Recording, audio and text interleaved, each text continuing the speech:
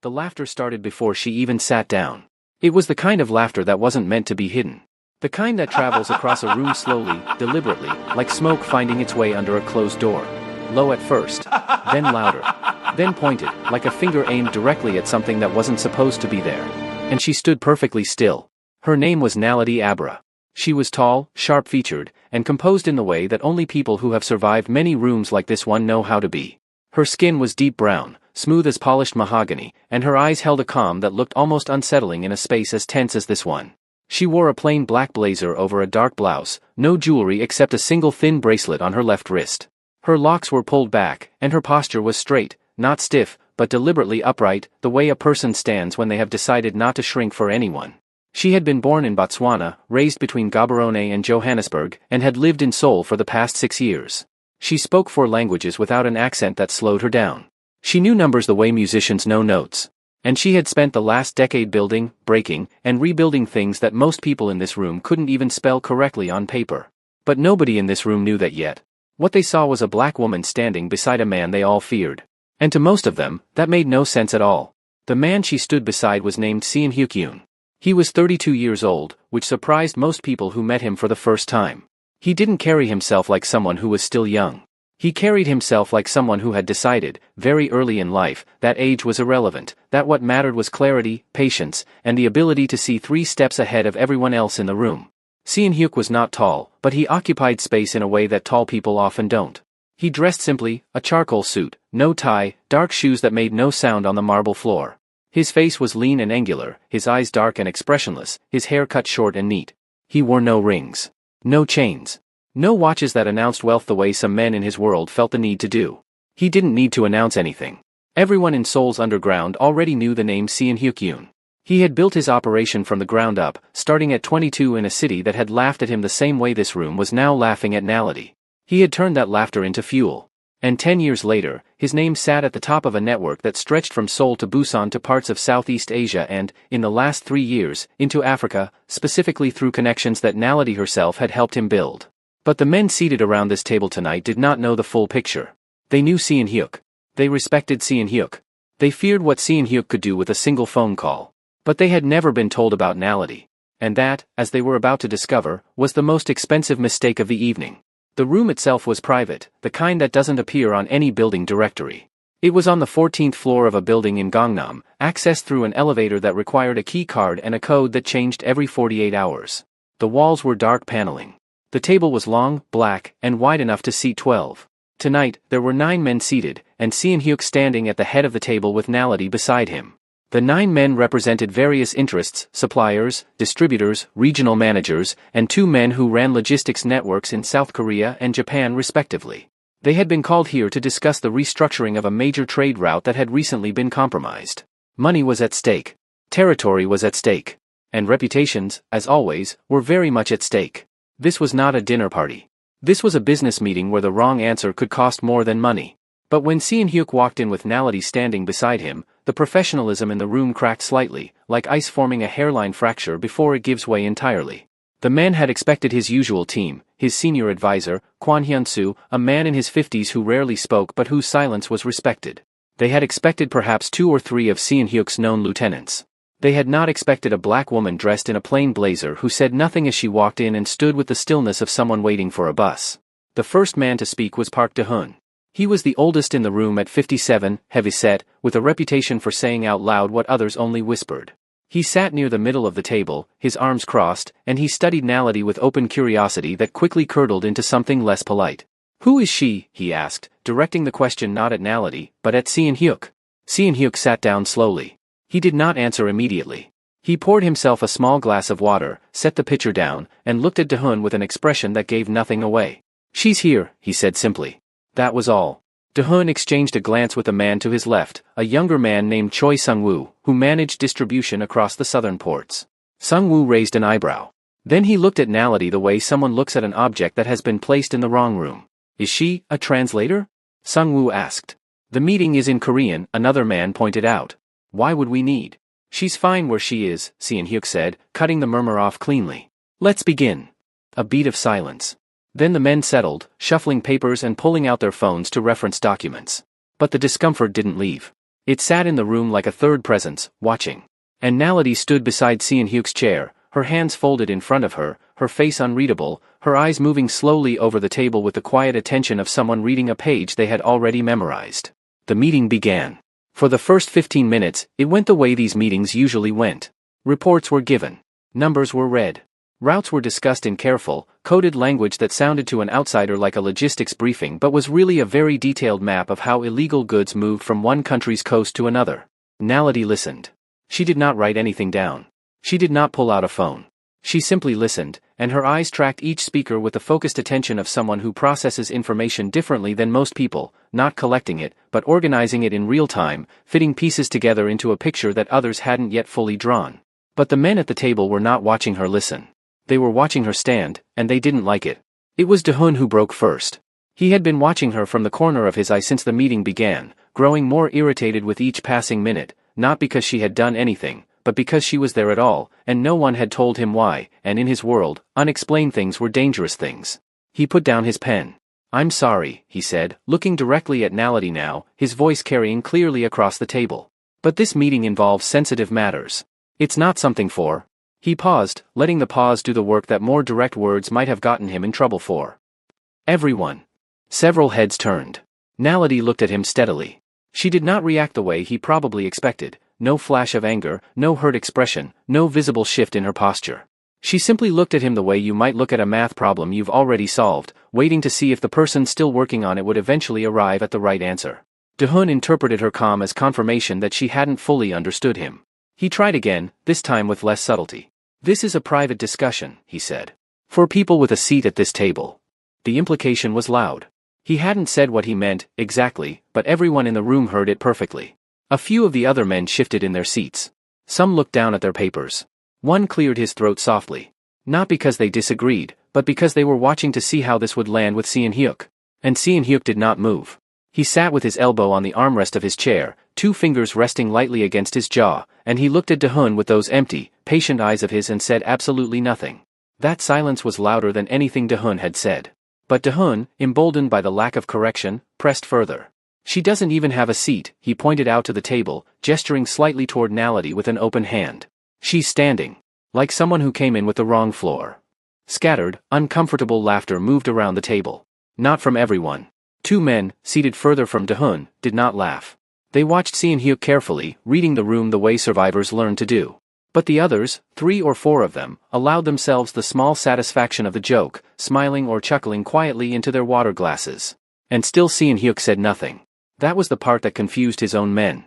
The 2 seated near the door, Seon Hyuk's personal security, who had been in his service for years, exchanged a glance. They had never seen him allow disrespect in any form to go unaddressed for this long. The longer he stayed quiet, the more unsettled they became. It was like watching a clock that had stopped ticking and not knowing if it was broken or simply being held deliberately still. Naledi, for her part, turned her gaze away from Dahun and toward the window at the far end of the room. Seoul's night skyline sat in the glass like a painting, bright towers and slow-moving streams of light far below. She looked at it for 2 seconds. Then she looked back at the table. She was not going to leave. And she was not going to argue. She simply remained exactly where she was, and that stillness was more unsettling to the room than any response she could have given. The meeting continued, but the air had changed. Dahun had not gotten the reaction he wanted, and that made him louder. He returned to the agenda but carried a new edge in his voice, one that surfaced every time he glanced at Naledi. His language grew sharper. His posture more expansive, the way some men get when they feel they've established dominance and want to maintain it. The discussion had moved to a specific trade route, a maritime corridor that ran from a port in East Africa through the Strait of Malacca and into South Korea's southern coast. Recently, a shipment had been lost. Not stolen, lost, which was actually worse, because lost meant someone inside the chain had made an error, and errors drew attention. Choi Sung-woo was explaining the backup options. "We reroute through the Northern Passage," he said, pulling up a map on the screen mounted at the far wall. He pointed. "It adds 4 days but the risk exposure is lower. The Northern Passage is monitored more heavily since last October," said another man, a younger one near the end of the table whose name was Lim Jae-ho. "We tried it once before and..." "That was different circumstances," Sung-woo said, cutting him off. "The monitoring increased because of a separate incident that has since been resolved. It's clear now." Lim Jae-ho didn't look convinced but he didn't push. Dahun nodded slowly. "The Northern Passage makes sense. It connects to the existing relay point in Busan. From there it's standard. And then a voice spoke. It was quiet. Measured. It did not announce itself. It simply entered the conversation the way a current enters water, naturally, without disturbance, but with clear and definite direction. The northern passage isn't clear, Naledi said. The room stopped. Every head turned toward her. She had not moved from where she stood. She was still in the same position, same posture, hands still folded. But she had spoken, and the words had the weight of someone who was not guessing. Sungwoo stared at her for a moment. Then he exhaled slowly through his nose and looked at Seon-hyuk, as if asking permission to be annoyed. Seon-hyuk said nothing. He was watching Naledi with the particular kind of attention he gave to things he found interesting. Sungwoo turned back to Naledi. "I'm sorry," he said, and the two words carried a wall of cold condescension inside them. "The northern passage," she said again, calmly. "It was cleared operationally, yes. But there was a customs agreement signed between the South Korean Maritime Authority and the Japanese Coast Guard in January. It expanded joint surveillance protocols in that exact corridor.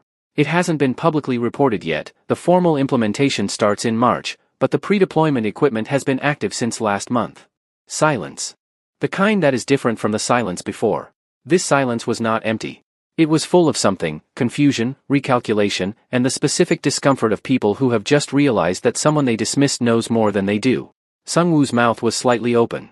Lim Jae-ho, who had just been overruled by Sungwoo moments before, was now looking at Naledi with wide eyes and something that was edging slowly toward respect. Dahun had gone very still. "How would you know that?" Sungwoo asked. His tone was still controlled, but the certainty had leaked out of it. Naledi looked at him without blinking. She did not explain herself. She did not offer a source. She did not soften her answer to make it more comfortable to receive. "Because I read," she said. And then she was quiet again.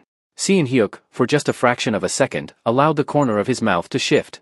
Not quite a smile. Something close to one. Then it was gone, and his face returned to its usual stillness. The room did not recover its previous rhythm. Men who had been leaning back in their chairs had straightened up. Papers were being looked at again but not read, eyes moving without taking anything in, minds working on a different problem now. The problem of who this woman was and why they had been so quick to dismiss her. But Dahun was not ready to let go. He was a man who had spent 30 years being the loudest, most established voice in rooms like this one. He had dealt with rivals and threats and shifting power, and he had done it by never letting a crack show. And this woman who had no seat, who had said nothing for 40 minutes, who had stood there like furniture while they talked around her, had just quietly dismantled Sungwoo's entire argument in 2 sentences. That was not something Dahun could absorb without pushing back. He looked at her across the table, and his voice came out slow and deliberate, like each word was being placed with the intention of damage. "Interesting theory," he said. "But we don't make decisions in this room based on things people overheard or read somewhere." He paused. "Especially people who weren't invited." The words landed. Choi Sung-woo looked down. Lim Jae-ho looked at the wall. The 2 men by the door had gone completely rigid. And the room went so quiet that the low hum of the air conditioning above became the loudest sound in the building. Naledi did not blink. She did not move. She held Dahun's gaze as if she were watching someone who had just made a move in a game they didn't understand they were playing, and she was simply waiting for them to realize it. And then, finally, Seon-hyuk spoke. It wasn't loud. It wasn't harsh. It was the same quiet, controlled voice he always used, the voice that made people lean forward slightly because it never performed and yet commanded complete attention. He did not look at Dahun when he spoke. He looked at Naledi. "What do you think we should do about the deal?" he asked. 5 seconds of silence that felt like 5 minutes. Because it wasn't just the question. It was the way he asked it. The tone of it. The complete absence of performance in it. He wasn't asking a subordinate for a report. He wasn't asking an assistant to summarize notes. He was asking the way you ask someone you trust completely, someone whose answer you are going to take seriously regardless of what anyone else in the room thinks. The same way you'd ask a partner. Or an equal. Or someone who knows more than you and you know it. Everyone in the room felt that distinction in their chests like a change in pressure. Naledi took a breath. Not from nerves, from the particular kind of focus that precedes clarity. "The northern and southern routes are both compromised in different ways," she said. "The northern passage has the surveillance issue I mentioned. The southern route, the original one, was compromised because someone in the relay chain didn't follow the timing protocol. Not because the route itself is exposed." She paused, letting that land. "The route is fine. The people running it need to be restructured. Specifically, the relay point in the middle needs to change hands. The person currently managing it has been inconsistent for the past 8 months. 2 shipments were delayed under his watch, this lost one is the 3rd. Replace that role, restore the timing protocol, and the southern route becomes the safest option again." She stopped. No flourish. No performance. Just the answer, clean and complete. The room stayed silent. Lim Jae-ho was staring at her openly now, not bothering to hide it. Sung-woo had his hand flat on the table, pressing down slightly as if he needed something solid to hold on to. 3 other men were looking at their documents, not reading them, just needing somewhere to point their eyes while their minds recalibrated. Dahun was completely still. He looked like a man who had walked into a wall he hadn't seen. Seon-hyuk nodded once. Slowly. That matches what I concluded last week, he said. Then he looked at the room. Are there other opinions? Nobody offered one. The meeting moved forward, but it was a different meeting now. The men spoke more carefully. They measured their words. And when they referenced the route, they referenced it in the way Nality had framed it, as a personnel problem, not a logistics problem. Nobody said out loud that they had adopted her framework. But they had, and everyone in the room knew it. Dahun spoke less in the second half of the meeting than he had in the first. When he did speak, his voice had lost the theatrical confidence it carried before. He sounded like a man who was still performing, but who had forgotten the words to part of his lines. Nality answered 2 more questions, both directed at her by Seon-hyuk, and both times she answered with the same clean precision. No emotion. No evidence of the tension that had preceded each question. She spoke like someone for whom this conversation was simply what conversations were. By the time the meeting neared its end, the mocking energy that had filled the room an hour ago had been quietly, completely, surgically removed from the air. Replaced by something the men were still trying to name. It sat somewhere between confusion and the specific discomfort of a mistake you can't take back. The reveal came the way real reveals come, not as a dramatic announcement, but as information given quietly, to a room that had finally become still enough to receive it. Seon-hyuk closed the folder in front of him. He leaned back in his chair. And he looked around the table slowly, the way he did when he wanted people to understand that what he was about to say was not a story, it was a correction of record. Before we close, he said, I want to address something. He didn't gesture at Nality. He didn't need to. Every eye in the room had been orbiting her for the last hour. Some of you treated the person standing beside me as though she were a mistake in the room, he said. As though she were here by accident. Or for decoration. Or as someone who needed to be managed or removed. No one moved. I want to clarify who she is, he continued. Not because she needs you to know. She doesn't.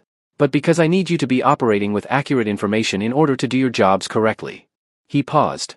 The silence in the room was absolute. Nality Abra has been part of this operation for 6 years, he said. She came in when we were trying to expand into the African routes, specifically the eastern and southern corridors. We had no contacts. No infrastructure. No understanding of how the distribution networks worked on the ground in those regions. He let that sit for a moment. She built it, he said simply. Every contact we have in that region exists because of her. The eastern corridor that moves 40% of our total volume, she negotiated that from scratch. Twice. Because the first agreement collapsed, and instead of walking away, she went back and rebuilt it on better terms. He looked at Dahun when he said the next part. The deal that put this operation into a different financial category 3 years ago, the one that allowed us to restructure entirely and clear the debts from the previous regime, that deal happened because she identified the window, wrote the strategy, and executed it while I was handling a situation in Busan that required my full attention. Dahun's jaw had tightened. He was looking at the table. She is not a bodyguard, Seon-hyuk continued. She is not a servant. She is not someone I am temporarily entertaining. He said the last phrase without emphasis, but the precision with which he chose it made it clear he had heard exactly what Dahun said earlier and had been holding it this entire time, like a card he was choosing the right moment to play. She is the only person in my operation whose judgment I trust completely on matters of route strategy, deal structure, and risk assessment. She is the reason several of you still have functioning networks instead of problems you'd be trying to explain to people who are not as patient as I am. He did not raise his voice once. He didn't need to. So when she speaks in this room, he said, looking around the table slowly, making eye contact for a precise moment with each person, you will treat it the way you would treat my words. Not out of courtesy. Out of accuracy. Because her judgment has earned that place, and it did so long before any of you were in this room. He picked up his pen. That's all. We're done for tonight. The meeting broke the way a storm breaks, suddenly, with a kind of emptiness where the pressure used to be. Men gathered their papers and phones with the quiet urgency of people who wanted to leave a room as quickly as possible without looking like they were running from it. Conversations that would usually linger, the post-meeting murmuring, the side deals, the casual political maneuvering that happened in the 30 minutes after the formal business ended, none of that happened. People moved toward the door with their eyes down. Dahun was the third to leave. He walked past Nality on his way out and stopped for a fraction of a second, not long enough to be a real pause, but long enough for Nality to notice. He did not apologize. Men like Dahun rarely did, not directly. But he gave a short, stiff nod before he continued walking. Naledi received it without expression. Choi Sung-woo paused at the door. He turned back and looked at her for a moment, then at the table, then back at her. "The surveillance information," he said quietly. "About the January agreement. We hadn't heard that." "I know," she said. He nodded slowly. Not with the hollow politeness of someone going through emotion. With the genuine acknowledgement of someone recalibrating. Then he left. Lim Jae-ho was the last to go. He was young, late 20s, relatively new to this world, and he looked at Naledi with something different from the others. Not guilt, exactly. More like the expression of someone who had thought they were learning how this world worked and had just discovered they were still in the early chapters. "I didn't say anything," he said quietly. "When they were talking to you. I should have." Naledi looked at him. "Focus on your section of the route," she said. "Get the timing protocol right and you'll have less to worry about than anyone else in that room." He blinked. Then he nodded, and something in his posture shifted, stood slightly straighter, as he walked out. The room was empty now except for Seon-hyuk and Naledi. Seon-hyuk was standing, gathering the last of his materials. He didn't say anything for a minute. The silence between them was not the tense kind. It was the kind that only exists between people who have spent enough time together that words are not always necessary. "You let it go on longer than I expected," Naledi said. Seon-hyuk looked up. "Longer than you expected, or longer than you would have preferred?" "Both." He almost smiled. "I needed them to see it," he said. "Not just hear it. If I had corrected it in the first 10 minutes, they would have been careful for the rest of the meeting. Politically careful. They would have treated you differently on the outside and thought exactly the same things on the inside." Naledi was quiet for a moment, considering this. "Letting them expose themselves completely," he continued, "means the correction they experienced tonight was real. They can't unsee what they saw. They can't unfeel the moment the room shifted. That kind of learning stays." "And if I hadn't wanted to be the instrument of their lesson?" she asked. The question wasn't angry. It was honest. Seon-hyuk looked at her directly. "Then you would have told me beforehand," he said. "The way you always do." She held his gaze for a moment. Then she picked up her small notebook from the side table where she had placed it when they first walked in. "The relay point change needs to happen within 3 weeks," she said. "If it goes longer, the southern route becomes unstable again for different reasons. The contacts I have on that side are patient, but they don't wait indefinitely." "I know," he said. "I'll have Hyun-soo draft the transition by Friday." "Have him send it to me first," she said. "I always do." They took the elevator down together in silence, and then walked out through the building's private exit, which led out onto a smaller street that ran parallel to the main boulevard. The night air in Gangnam was cool and carried the faint smell of rain that hadn't fallen yet. The city hummed around them, distant traffic, the low rhythm of a night city finding its pace, towers of glass and light stacked against a dark sky. There was a terrace on the side of the building, a narrow outdoor platform meant for maintenance access that had, over the years of Seon-hyuk using this building, become a place where the two of them ended up after meetings. It looked over the city from a precise angle that cut between 2 larger towers and showed you the skyline in a way most of the city's residents never saw. They stood there now. Below, a small figure moved along the pavement, one of the men from the meeting, Naledi thought, though she couldn't be certain at this distance. The figure paused at the corner and looked up once, briefly, at the building before disappearing around it. "That was Dehun," Seon-hyuk said quietly. Naledi looked at the empty corner. "He's trying to understand what happened tonight. He will for a long time. He won't change," she said. It wasn't pessimistic. Just factual. Men like him don't change what they think. They just learn to hide it better. "Maybe," Seon-hyuk said. "But he'll work correctly. That's what matters in that room." Naledi was quiet. She looked out at the skyline, the towers glittering, the spaces between them deep and dark, the way a city always contains both its brightness and its shadows at the same time, occupying the same space without canceling each other out. "You know what I think about sometimes," she said. He waited. "The first meeting," she said. "That small office in Gaborone. You came with 2 people and a proposal that had 3 mistakes in the numbers." Seon-hyuk exhaled slowly through his nose, a quiet sound, almost like the beginning of a laugh that hadn't committed to itself. "I know," he said. "I almost left," she said. "I know that too. But the idea was right," she continued. "The numbers were wrong, but the idea was right. And you knew you didn't know what you didn't know. That was unusual." She paused. Most people who come into a room thinking they have the answer get irritated when someone points out what they missed. You got quiet. You went still and you listened. "I was 26, he said. "I couldn't afford not to listen." "Most people that age can't afford it either," she said. "They just don't know it yet." He nodded. Below them, the city moved on in its usual patterns, indifferent to the meeting that had just occurred on the 14th floor, indifferent to the lesson that had been quietly administered to 9 men in a dark room by a woman who had never raised her voice. They always underestimate the quiet ones, Seon Hyuk said. His voice had gone lower, the way it did when he was saying something he had been thinking for a while. The ones who build things without announcing that they're building them. The ones who are already 3 conversations ahead before anyone has finished the first sentence. He looked out at the skyline. People want to see the performance. They forget that the people who know the most rarely have any reason to perform. Naledi didn't respond immediately. She looked at the city for a long time, at the lights that never fully went dark, at the towers that stood because of countless invisible people who had laid their foundations and walked away without a monument. People always underestimate the ones who built everything quietly, she said softly. The words came naturally. Not as a motto or a declaration.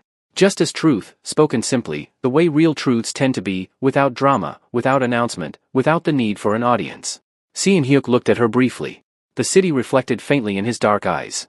He said nothing. He didn't need to. Not because anyone in that room had finally decided she was worthy of respect. But because she had always been worthy of it, long before that room existed. Comment below, where are you watching from? And subscribe if you're new here. And tell me, if you were in Naledi's position, would you have stayed calm or spoken up?